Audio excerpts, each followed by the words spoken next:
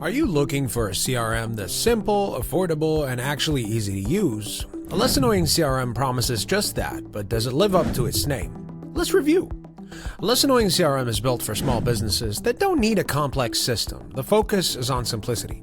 Managing contacts, leads, pipelines, and follow-ups in a clean, intuitive interface. No steep learning curve, no endless dashboards, just core features that work out of the box. Now, its biggest selling point is ease of use. You can set it up in minutes, track leads, and schedule reminders without needing a dedicated IT team. It also offers email logging, calendar syncing, and simple pipeline reporting. Pricing is refreshingly straightforward. One plan at $15 per user per month with no hidden fees.